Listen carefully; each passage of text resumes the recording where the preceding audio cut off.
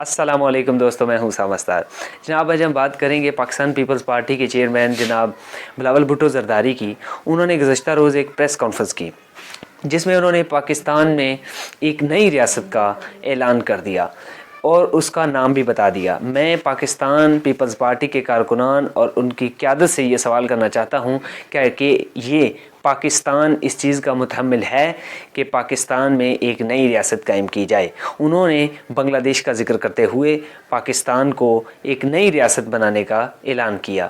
میں Pakistan Peoples party کے کارکنان سے گزارش کرتا ہوں کہ آپ اپنی اس قیادت کے اس پروپیگنڈا میں مت آئیے۔ اس کی وجہ یہ ہے کہ آصف علی زرداری صاحب جو ہیں وہ فریال تاربل صاحبہ ہیں، وہ کرپشن کے معاملات میں پھنسے ہوئے ہیں، جس کی وجہ سے ان کو ایک ریلیف نہیں مل رہا موجودہ حکومت کی طرف سے، ریاست پاکستان کی طرف سے، تو جس کی وجہ سے وہ ریلیف لینا چاہتے ہیں اور اس طرح کے بیانات دے رہے ہیں جس سے ریاست کو انٹرنیشنلی مورلی جو کہ وہ نقصانات ہوں اور پاکستان کی عوام کو مسائل کا سامنا کرنا پڑے۔ تو میں پاکستان کی عوام سے، تمام میڈیا کے لوگوں سے اور خاص طور پر دوسری لیڈرشپ سے یہ بات کرنا چاہتا ہوں کہ خدا را اس چیز کو روکیے اور اس چیز پر عمل درآمد نہ ہونے دیجیے گا، کیونکہ اگر پاکستان میں ایک نئی ریاست قائم ہو جاتی ہے تو اس کی وجہ سے پاکستان کی معاشی حالات بد سے بدترین ہو جائیں گے، جس کی وجہ سے ہمیں اور بہت سے مشکلات کا سامنا کرنا پڑے گا۔